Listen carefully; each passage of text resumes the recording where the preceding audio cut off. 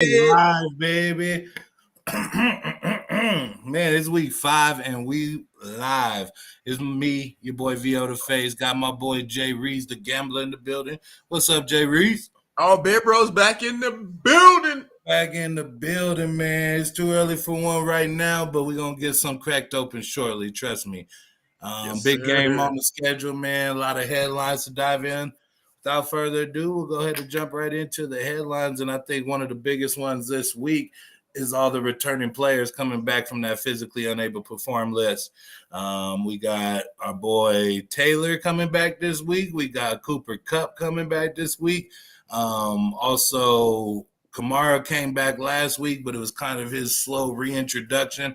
What do you think we can expect about some of these players that are just now getting in the swing of things after the first quarter of the season's over?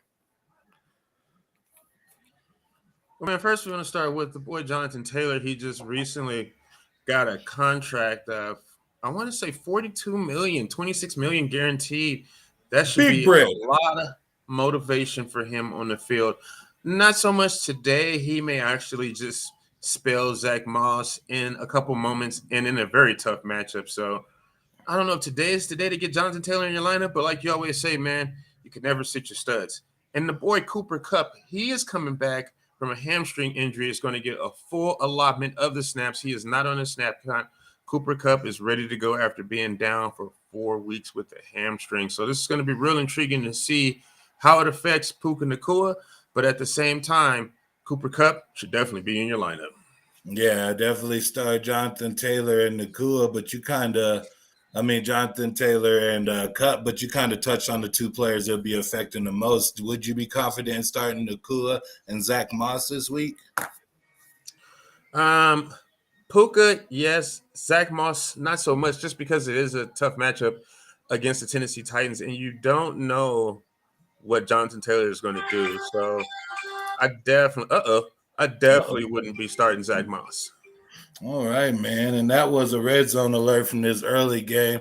You know what I'm saying? Meet me in the London. We can go tight. We can run one. Man, early it's the fourth quarter, man. It's 11-7. Jacksonville leads Buffalo. It's getting late early in this game. There's a little under 9 minutes remaining. Jay Reeves, what do you think about these London games? And can you just go ahead and hit us with a money line? This is still a one-score game, one touchdown affair. Who do you got winning this one this morning? And what do you think about London games with this early stuff? London games, that early start, 7:30. It is extremely rough, but with me having the toddler on hand, we're already up at 6:30. So I'm ready to go at 7:30 on the London game. No problem. Man, and this is going to be a tough one. I already have the Bills in one of my parlays, -2.5. So I'm definitely going to stick with the Bills. Hopefully they could do something here. They've actually had 2 red zone turnovers so far this game. So if they can hold it to a field goal or get another turnover, man, the Bills got to get it done here. They definitely do got to get it done because the AFC East is about as competitive as it can be. And with them making light work of the Tuna Fins last week, you'd think they would have less trouble with the Jaguars this week. But Trevor Lawrence and them boys, and not so much Trevor, but that Jacksonville defense definitely showed up on the road to give Josh Allen a problem. You ready to run some of these lines, Jay Reese? Hit me with man. With the first game, we got Miami, South Beach. We got the Giants going down to Miami to take on the Dolphins. We got a heavy line in -13 points. The over-under is 45.5. What do you think about this game? Do you think the Dolphins can cover a 13-point spread?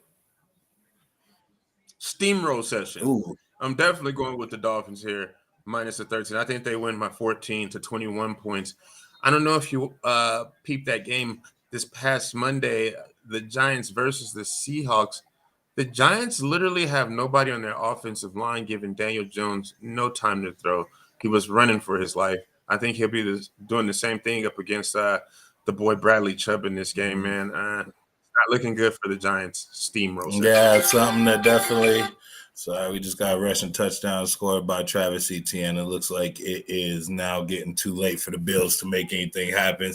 And that sucks when your parlays go down early, but there's always time to shift and navigate and kind of switch maybe who you got on some of these other parlays. We just did the Dolphins and the Giants.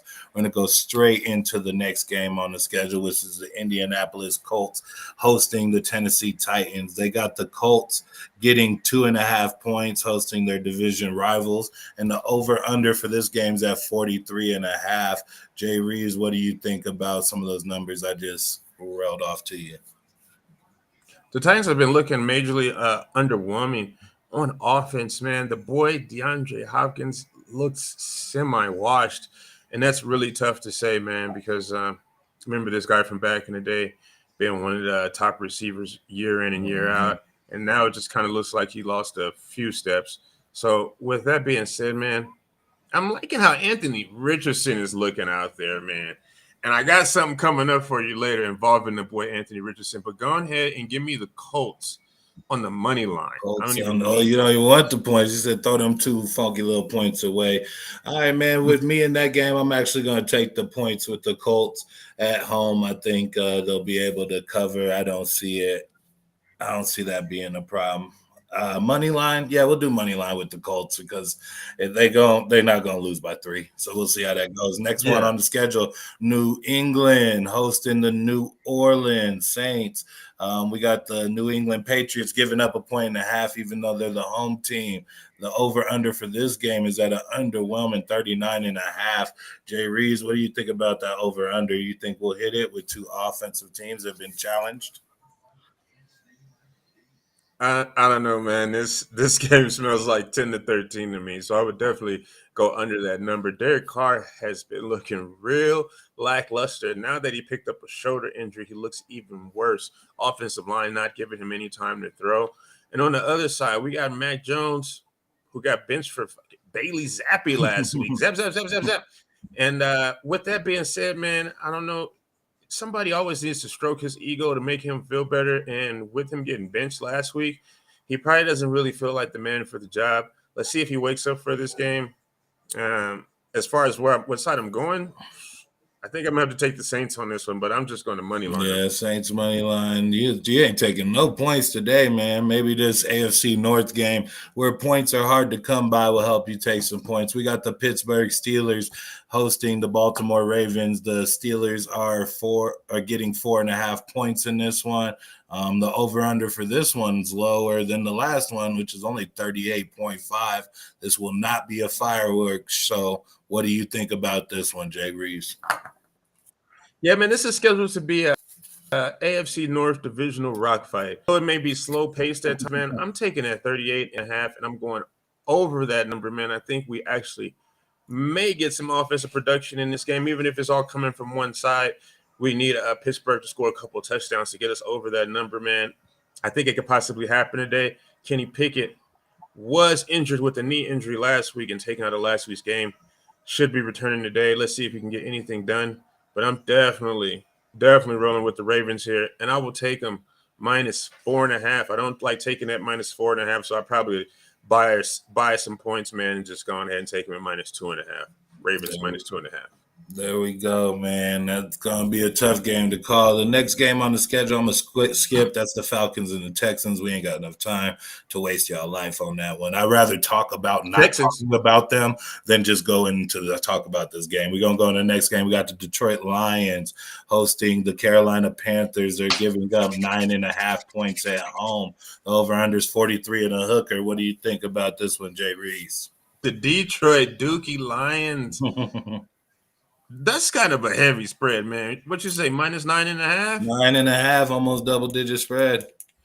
Yeah, here's the thing. Bryce Young in this rookie year, boy, been struggling. Miles Sanders with a groin injury. Oh, that's Adam Thielen. I'm not really seeing no positives on offense here, man. I'm taking the Detroit Dookie Lions, minus 9.5, at home with the boy, Jameson Williams, back in the lineup, explosive plays. Let's go. Yeah, it's a lot of points to get covered with possibly your best player going down this week, and Amon St. Brown not being available for this game, but they are getting that added boost with Jameson coming back. We'll see if he's able to cover some of the production they'll be losing. Next game on the schedule is the first of the afternoon games. This one kind of looks like a banger. We got the undefeated Philadelphia Eagles going to Hollywood to take on Matthew Stafford and the LA Rams. They got the Rams with being plus 4 points on this one. It's always kind of weird when you don't see that 0.5 on there, but 0.4. I mean, they got plus 4 for the LA Rams. The over under in this game is 50 and a hooker. Jay Reeves, what you say? This game is going to be a tough one, man. Cooper Kupp coming back. A lot of defensive back issues, a lot of injuries in the Philadelphia Eagles in their secondary, man. So this, I don't know, this is kind of tricky, man. Puka Nacua and Cooper Kupp may be running wild in this game. The Eagles have allowed, I want to say, 7 touchdowns to wide receivers this year, man. So I don't know. I'm expecting at least one of them to get into the end zone, making this a close game. I'm going to have to middle it, man. I'm going to take the Rams with the points and the Eagles on the money line. All right, man. That might be the best way to do it. But, yeah, that game's sure to have fireworks all over it. The Eagles have not been performing well against some of the lesser teams they played this year. Now, the Rams aren't exactly juggernaut, but they're not the Patriots either. So we'll see if they can get it done and kind of, bring this winning streak that the Eagles are on to an end. We'll go into the next game, which is a team that's had success lately but have not experienced any success this year, and that's the Cincinnati Bengals. They go out to the desert to take on the Cardinals. We got the Cardinals at home getting 3 points with the over-under being 45 and a hooker. And also, just to let you know, the Cardinals are plus 144 on the money line. Jay Reeves, how spicy are you feeling in this one? I'm feeling pretty spicy today, man. I don't know. I had that Chipotle on my damn egg, so I'm feeling real spicy this morning, man.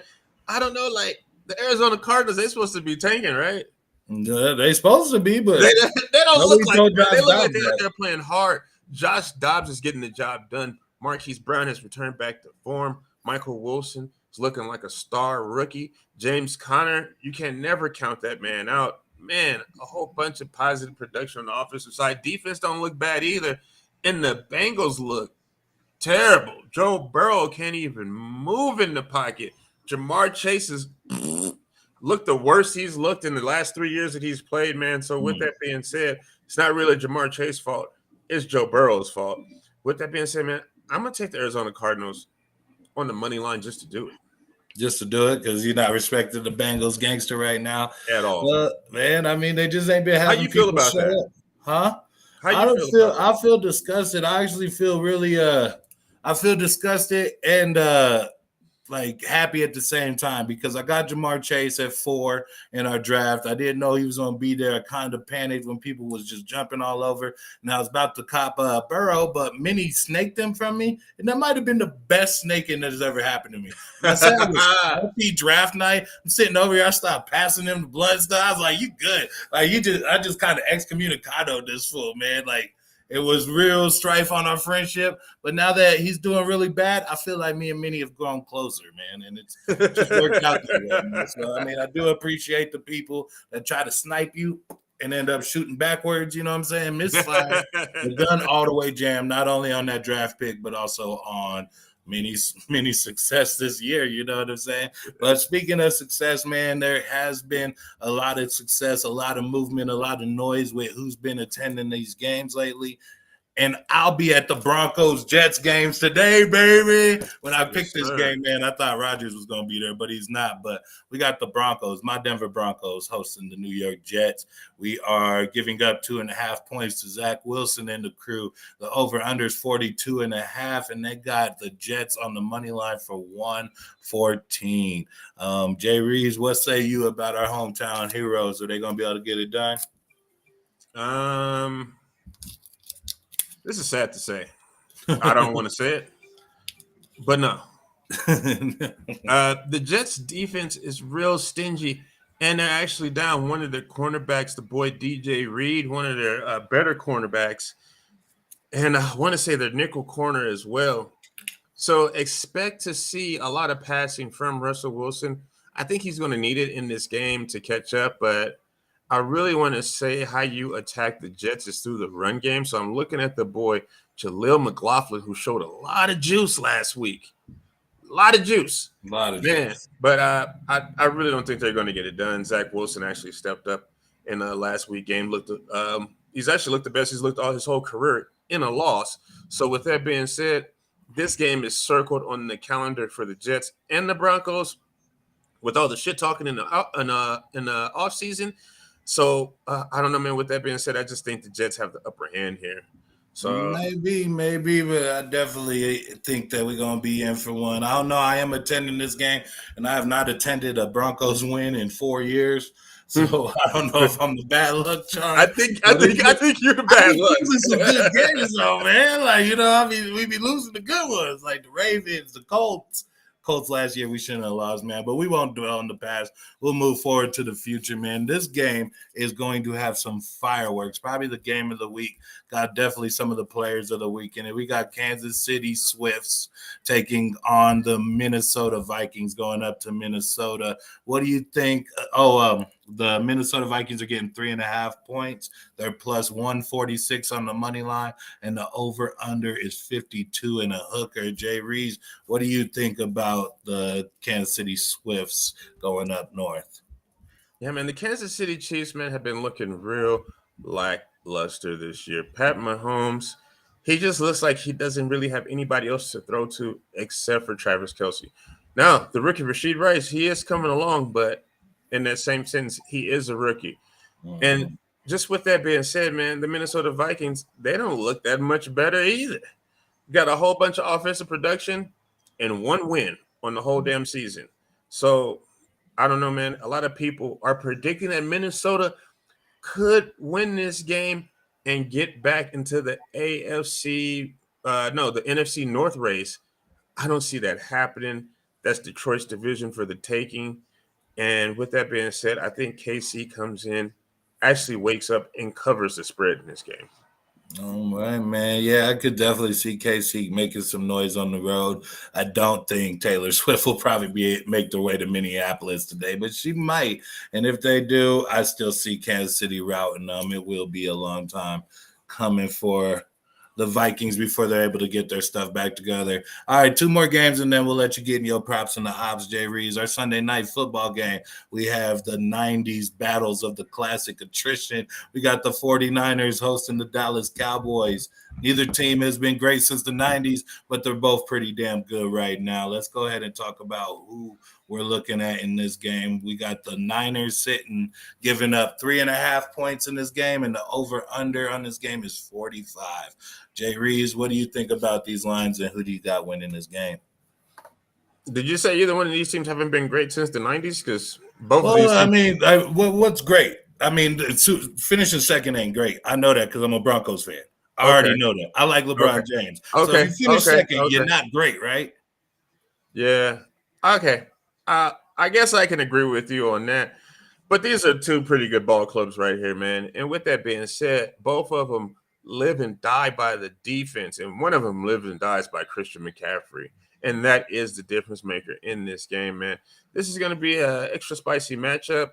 Um, I'm going to have to go with the San Francisco 49ers here, though. Like, at home, a lot of momentum, a lot of talk about this game. And they got Dak Prescott pissed off. I mean, he almost dropped the F bomb at the podium this weekend. So I don't know. Dak Prescott could possibly wake up for this game. If the Dallas Cowgirls were at home, I would definitely have to lean that way. But since they're on the road going to San Francisco's 49ers, probably running away here. Yeah, it could get out of hand. And also, a special note: Ayuk has like 23 receptions on the year, and Ayuk, all of that them, dude. he's all of them are going for either first downs or touchdowns. So do not look for him to be a possession receiver. When he gets the ball or a target, it's going to make some happen. And we'll see if the 49ers can keep going and stay undefeated. Monday night, this game is the booty Dun, cheese. dun, dun, Dun, dun, dun, dun. dun. We got the Las Vegas Raiders hosting Jordan Love and the Packers, man. I don't really care about this game. What do you think, Jay Reeves? Plus 114 for the Green Bay Packers on the money line. I really don't care about any of the other ones. Oh yeah, man, I do care about this game, man. It's a lot of props to the odds up in this game, man. A lot of fantasy implications here, man. You got Christian Watson coming back, Aaron Jones trying to bounce back, Romeo Dobbs looking real good. On the other side, Devontae Adams has been doing his thing with whatever quarterback you throw back there, and the boy Josh Jacobs has been looking real underwhelming this year, man. But finally got on the map with some receiving yards, 8 for 80 last week, man. It's a lot going on in this game. With that being said, I think Green Bay's about to wax these fools. First off, we never support Raiders here on this. So if you are a Raiders fan watching this, please cut your screen off. We don't even want your viewership. Fuck out of here. Nah, I'm not telling anybody to do anything crazy. You're a Raiders fan, you know? You wear mascara to a football game and shit. Y'all know who I'm talking to. But yeah, man, with that being said, I think the Raiders are going to get waxed, man. Jordan Love's been looking real good this year. So give me a Green Bay in this one. All right, man. So that's pretty much us running the lines. We went over everything. You did tease the props and the ops, man. I'm going to hit this 30-second little commercial thing. You can go ahead and get your props and the ops together, and we'll get yes, that sir. going.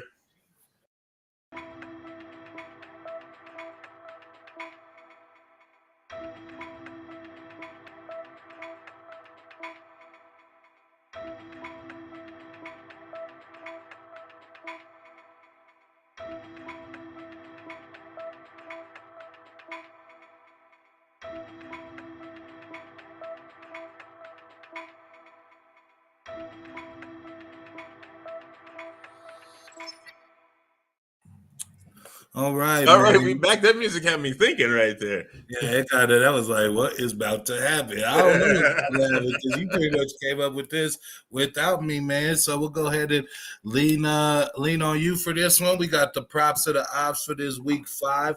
And who are you looking at to see if they the props, and who are you looking at to see if they the ops? Oh man, let's go, man. Starting right at the top. This is almost feeling like a Silly C's proper ops, but I got the boy Kyle Pitts.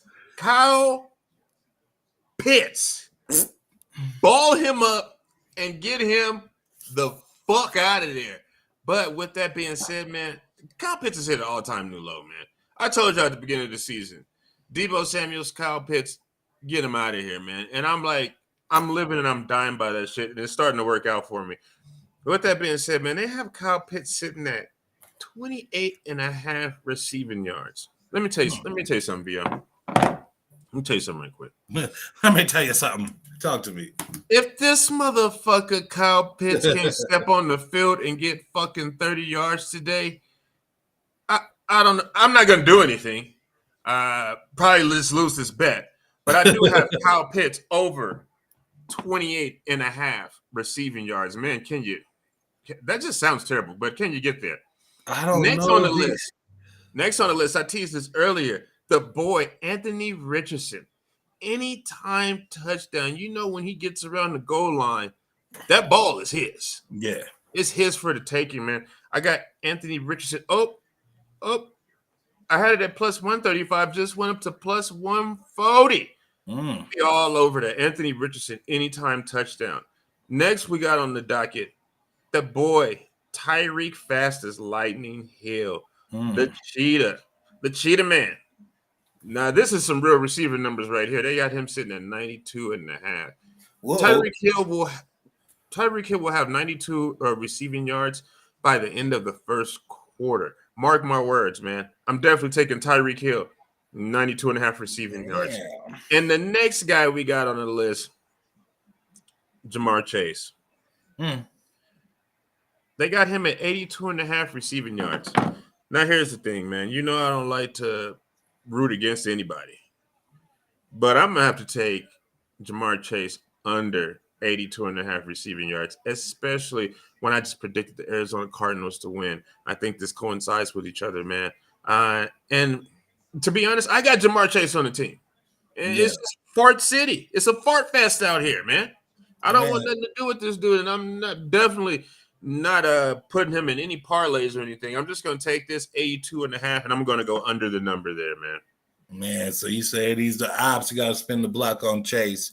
Is that all you got for the props of the ops today? Yes, sir. Well, man, like you like the Drake album, you was going at all my dogs, you know what I'm saying? I have a little bit of all of them guys in different leagues. I do want to say that Jamar, I see him getting that 80 plus yards is going to be tough for him to cover, but I could see him getting 8-9 receptions today and about 70 yards. He has become more of a Chris Carter than a Randy Moss on that team, and I'm wondering if the bank is closed on Sundays. Like, come on, Chase, got to get back to it. Tyreek, man, I do think they're going to blow the doors off the Giants, and 94 yards isn't much to somebody that just eats up stat sheets like their Whataburgers in Texas. So we'll have to see what he exactly does. That all in the first quarter, that 94 yards, that's a little bold, but for sure he's the props. You know what I'm saying? Anytime touchdown scorer, Anthony Richardson, he's 6'5", 225 pounds. Yeah, I could see him if they're able to work it into the red zone or even into a first and goal, second and goal situation. Look for Anthony Richardson to get the attempts, and that's what you need to get the touchdown. As far as Kyle Pitts, I told y'all at the beginning of the year, I'm done with Pitts. I'm done with Waller. I think it's unfair for you to label in my boy Debo with Pitts. It's not the same thing. You really are talking about juices and berries, apples and oranges. Me and you know what I'm saying? Motherfuckers, man. Like, come on, man. I'm Debo. You Kyle Pitts. I took Debo shares, and he ain't gonna take shots at all my dogs. You know what I'm saying? But since this is a first person shooter, that's another Drake song. You know, that's another bar. You know, and it might not be 8 a.m. in Charlotte yet. That's another Drake song. You know what I'm saying? I do see Kyle Pitts as being the ops, and I'm definitely gonna have to spin the block on him. And even with that low number, man, I don't see it happening. And what was his number? 24? 28 and a half. He won't even get Kobe's number. He won't even get Kobe's number. He might not even get Kobe's original number. He has been Mr. Goose Egg, man. That fool has got more zeros than something that has a lot of zeros. I ain't got to be creative in the morning if I'm right. You ain't got to be creative when you're right. So, a lot of zeros, like Funyun bags. You know what I'm saying? Mm-hmm. So we're going to have to just keep it pushing, man. This is the Beer Bros. We are your weekly bad decision. We kind of gave you guys an expedited, shorter show today, but we're going to be back on it next week and the week after. We'll have some guest hosts coming in and out. Jay Reeves won't be here every week. Silly C won't be here every week, but I won't be here every week. But we'll make sure we get you guys the information you need. This is the Beer Bros. We out of here.